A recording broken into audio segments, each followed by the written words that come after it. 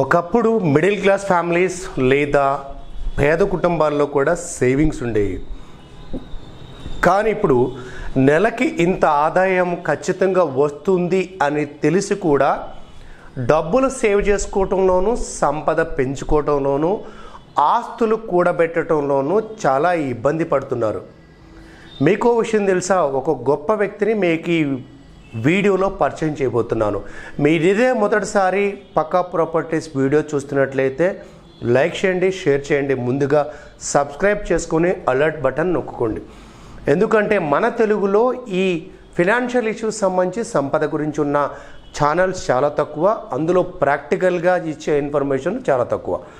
So ఒకసారి చూద్దామండి. మీరు ఆంధ్ర, తెలంగాణ, రాయలసీమ 3 భాగాలుగా మన ఆంధ్రప్రదేశ్ రాష్ట్రం ఉండేది. ఇప్పుడు ఒక భాగమైన తెలంగాణ విడిపోయింది. కానీ మీరు గమనించినట్లయితే హైదరాబాద్లో ఎక్కువ శాతం ఈ 3 రీజన్స్ నుంచి చూసుకుంటే ఎక్కువ శాతం బిజినెస్ పెట్టిన వాళ్ళు, సక్సెస్ అయిన వాళ్ళు, కోట్లు, వేల కోట్లు, లక్ష కోట్లు సంపాదించిన వాళ్ళు ఆంధ్ర రీజన్ నుంచే ఎక్కువ మంది ఉన్నారు. దీనికి చాలామంది రకరకాలుగా చెప్తుంది ఏంటంటే, మా తెలంగాణ వాళ్ళని మీరు అమాయకులు చేసి ఆడుకున్నారని కొంతమంది అంటే, వీళ్ళు తెలంగాణ వాళ్ళు, మీ వాళ్ళు చాలా వరకు తెలంగాణ వాళ్ళు పార్టీలకి, తాగుడికి ఇచ్చిన ప్రయారిటీ ఇవ్వలేదని వాళ్ళు అంటున్నారు. ఈ వాదోపవాదాలు ఎలాగున్నా ఈ వీడియో ద్వారా 2 ప్రాంతాల మధ్య ప్రజలు రెచ్చగొట్టాలని కానీ ఎవరిని కించపరచాలని కాదు, కొన్ని నిజాలు మాట్లాడుకోవాలని, కొన్ని స్పష్టమైన విషయాలు చెప్పాలనుకుంటున్నాను. ఆంధ్రప్రదేశ్లో ఉన్న కోస్తా జిల్లాలని మనం కోస్తాంధ్ర అంటాము. ఆ జిల్లాలన్నీ ఒకప్పుడు బ్రిటిష్ వాళ్ళ చేత పాలించబడి, అందుకే వాటిని సర్కారు జిల్లాలు అనేవాళ్ళు. సర్కారు జిల్లాలంటే గవర్నమెంట్ వాళ్ళు పరిపాలించింది. సో ఎమ్మెల్యే, సర్కారు కూడా అప్పటి నుంచి వచ్చిన పదాలే. వాళ్ళు ఆంధ్రప్రదేశ్కి ఉన్న ఆ కోస్తా జిల్లాలలో ఒండ్రు నేలలు, సాగు నేలలు ఎక్కువగా ఉండటం, అలాగే 2 పెద్ద నదులు కవర్ చేయడం, అటు కృష్ణా కానీ, గోదావరి కానీ, ఇంకా పెన్నా నది కానీ, ముందుకెళ్తే తుంగభద్ర కానీ, ఈ నదుల వల్ల నీటి ప్రవాహం ఎక్కువ ఉండటం, గ్రౌండ్లో కూడా ఉండటం, గ్రౌండ్ వాటర్ ఉండటం వల్ల ముఖ్యంగా అప్పట్లో ఉన్న ఆ బ్రిటిషర్స్ వీళ్ళని ఒళ్ళు ఉంచి పనిచేయించి ట్యాక్స్ కట్టిస్తూ బ్రిడ్జెస్ కట్టి, ధవళేశ్వరం ఆనకట్ట లాంటిది కట్టి నీటి సదుపాయాన్ని ఏర్పరిచారు. అలాగే ఆ లైన్ మొత్తం మనకి రైల్వే ట్రాక్ కూడా ఉంది. దానివల్ల కనెక్టివిటీ పెరిగింది. అలాగే నేషనల్ హైవే 5 అని ఉండేది అప్పుడు, ఇప్పుడు దాని నెంబర్ మన NH5 అప్పట్లో ఉండేది. అంటే రోడ్డు ట్రాన్స్పోర్టు, వాటర్ ట్రాన్స్పోర్టు ఎక్కువగా ఉండేది. అలాగే మీరు చూసుకున్నట్లయితే ఎయిర్పోర్ట్స్తో పాటు అప్పుడు అంటే విజయవాడ ఎయిర్పోర్టు, గన్నవరం, మన రాజమండ్రి ఎయిర్పోర్టు తర్వాత వచ్చిన, అంతకుముందు మనకి షిప్ యార్డ్స్ ఉండేవి. కాకినాడ షిప్ యార్డ్ కానీ, లేకపోతే మచిలీపట్నం షిప్ యార్డ్ కానీ, నెల్లూరు షిప్ యార్డ్ కానీ, లేదు అంటే విశాఖపట్నం షిప్ యార్డ్స్ ఎక్కువగా ఉండేవి. ఈ సోదంతా ఎందుకు చెప్తున్నారా బాబు అని మీరు అనుకోవచ్చు. సంపద సృష్టించుకోవడానికి అప్పుడు వాళ్ళకు వచ్చిన అవకాశం ఏంటంటే వ్యవసాయం మాత్రమే ఉండేది.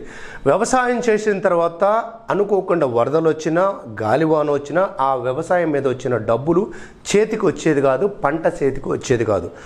అప్పుడు మనకి దేశవ్యాప్తంగా ఒక సంచలనం జరిగింది. అది ఎప్పుడు అంటే మన లాల్ బహదూర్ శాస్త్రి గారి టైంలో క్షీర విప్లవం అని ఒకటి వచ్చింది. దాని పేరు ఏంటంటే మిల్క్ రెవల్యూషన్. అంటే పంటతో పాటు పాడి కూడా ఉంటే, ఒక వ్యవసాయం చేసుకునే రైతుకి బర్రెలు కూడా ఉంటే ఆ మిల్క్ని తను పోషకాహారంగా తీసుకోవచ్చు. మిగిలిన దాన్ని అమ్మడం ద్వారా ప్రతిరోజు కొంత డబ్బులు రావడానికి అవకాశం ఉంది. అదేంటి, నాకేదో 4 లీటర్లు ఇస్తే నేను తాగలేను కదా అంటే, వీళ్ళందరినీ కనెక్టివిటీ చేస్తూ ఈ పాలు అనేది ఒకరోజు తీసుకుంటే రెండో రోజుకి పాడైపోతాయి, రెండో పూటకే పాడైపోతాయి. అలా పాడవకుండా నిల్వ చేస్తూ వాటితో ప్రొడక్ట్ తయారు చేయాలని, అలా రైతుకి ఎప్పటికప్పుడే మిల్క్ అమ్మటం వస్తే ఎవ్రీ డే కొంత డబ్బులు వస్తుంది, లేదా ఎవ్రీ 10 days కొంత డబ్బులు వస్తుంది. పంటతో పాటు పాడిని సహాయంగా పెడితే వచ్చిన డబ్బులతోటి ముందు తను బతకగలుగుతాడు, పోషకాహారం తీసుకోగలుగుతాడు. ఒకవేళ పంట కూడా కలిసి వస్తే డబ్బులు వస్తాయి. ఆ విధంగా రైతు, ఆ దేశానికి వెన్నుముక అని చెప్పుకునే రైతుని మనం నిలబెట్టవచ్చు, ఆర్థికంగా అభివృద్ధి చేయొచ్చు అనే ఉద్దేశంతో ఒక ఆయన ముందుకు వచ్చారు. ఆయన పేరే డాక్టర్ వర్గీస్ కురియన్. ఈ పేరు ఎప్పుడు వినలేదా? అయితే నెట్లో చెక్ చేసి చూడండి. ఈ డాక్టర్ వర్గీస్ కురియన్ గారు క్షీర విప్లవానికి ఆద్యుడయ్యారు. ఆయన ప్రారంభించిందే ఈ అమూల్ కంపెనీ. ఈ అమూల్ కంపెనీ ఎక్కడుందంటే అహ్మదాబాద్ నుంచి దూరంగా గుజరాత్లో ఒక 100 కిలోమీటర్ దూరంలో ఆనంద్ అనే ఒక ఒక పట్టణంలో ఉంది. అక్కడి నుంచి పెట్టినప్పుడు అప్పటి ప్రధానమంత్రి అయిన లాల్ బహదూర్ శాస్త్రి గారు, బాబు క్షీర విప్లవం కోసం మిల్క్ బోర్డు పెడుతున్నాం, దాని ప్రెసిడెంట్గా నిన్ను పెడుతున్నాం, మీరు ఢిల్లీ రావాల్సి ఉంటుందంటే ఆయన చెప్పింది, బాబు నాకు అవసరం లేదు, మీకు నా మీద అంత ప్రేమ ఉంటే అదేదో మా గుజరాత్లోనే పెట్టండి, నేను దాన్ని లీడ్ చేస్తానన్నారు. అలా ఒక రైతు సంపాదించిన దాంట్లో పంటతో పాటు పాడి రెగ్యులర్ ఇన్కమ్ ఇవ్వాలి, తనకు ఆర్థికంగా నిలబడాలి అని చెప్పినట్లు ఆ విధానం వల్ల అప్పుడు కొంచెం డబ్బులు పెంచుకోవడం, ఆ వచ్చిన డబ్బుల్ని తెలివిగా సిటీలో ఇన్వెస్ట్ చేయటం వల్ల మీకు తెలుసా అప్పట్లో ఎకరం 200కి 300కి 50,000 కొన్నవాళ్ళు కొంతమంది అయితే 90లోకి వచ్చరికి 10,000కి 50,000 కొన్నారు. ఏది 1990లో. అది 2000 సంవత్సరంకి వచ్చి 2 లక్షలు 3 లక్షల ఎకరాలు కొని చాలామంది వాళ్ళ వేల కోట్లు సంపాదించారంటే పంటతో పాటు పాడి, ఆ పాడి ద్వారా వచ్చే ఆదాయం బతకడానికి ఉపయోగపడితే పంట డబ్బులు ఒకేసారి డబ్బులు వస్తే వాటితో జల్సాలు చేయకుండా వాటిని తెలివిగా ఇన్వెస్ట్ చేసి, అది కొంతమంది కర్ణాటకలో ఇన్వెస్ట్ చేశారు, కొంతమంది తీసుకెళ్ళి పక్క రాష్ట్రాల్లో ఒడిశాలో ఇన్వెస్ట్ చేశారు. అలా వ్యవసాయాన్ని ఎక్కువగా తీసుకొని ఆ వచ్చిన డబ్బుల్ని తెలివిగా ఇన్వెస్ట్ చేసిన వాళ్ళు కోట్లు సంపాదించారు. వాళ్ళ పిల్లలే తర్వాత అమెరికాలో చదువుకున్నారు, వాళ్ళే తర్వాత రాజకీయాల్లోకి వచ్చారు, వాళ్ళే ఇవాళ శాసించగలుగుతున్నారు. ఇదంతా ఎందుకు చెప్పానంటే డాక్టర్ వర్గీస్ కురియన్ గారు తీసుకున్న ఒక మంచి నిర్ణయం దేశవ్యాప్తంగా క్షీర విప్లవానికి ఆద్యమైతే ఆంధ్ర ప్రజల పాలిట వరమైంది. మరి తెలంగాణలో లేదా రాయలసీమలో జరగలేదంటే అక్కడ నీళ్ళు సదుపాయం, ఆ మేత గడ్డి ఇవి లేకపోవటం, పంట లేకపోవటం, వచ్చిన దాన్ని బతకడానికి మాత్రమే తప్పితే చెప్పాక పాడి అనేది బతకడానికి మాత్రమే పడుతుంది. పాడితో పాటు పంట ఒకేసారి వచ్చిన డబ్బులు ఇన్వెస్ట్ చేయడానికి ఉపయోగపడతాయి. ఆ వచ్చిన డబ్బుల్ని జల్సాలు చేస్తూ దావతులు ఇస్తూ కొంతమంది పాడు చేసుకుంటే తెలివిగా దాన్ని ఇన్వెస్ట్ చేస్తూ కోట్ల రూపంలో తర్వాత 100 కోట్ల 1,00,000 కోట్ల రూపంలోకి వెళ్ళగలరు. సో ఇదంతా ఎందుకు చెప్తున్నానంటే క్షీర విప్లవం మన మనిషిని మార్చింది. ఈ రోజు నుంచి మీలోంచి మిల్క్ లాంటి ఒక ఆలోచన రావాలి.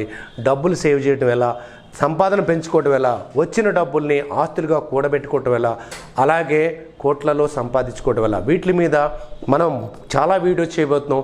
మీకు ఏ ఒక్క వీడియో ఉపయోగపడినా దానికి లైక్ కొట్టండి. మీకు ఎటువంటి వీడియోలు కావాలో అవి కూడా కామెంట్స్ పెట్టండి. మరొక విషయం, చిల్లర కామెంట్స్ పెడితే చిల్లరగానే రెస్పాండ్ అవ్వాల్సి వస్తుంది. ఎందుకంటే మేము ఒక మంచి ఉద్దేశంతో చేస్తున్నాం, దాన్ని ప్రజలు ఉపయోగించుకుంటారని కోరుకుంటున్నాం.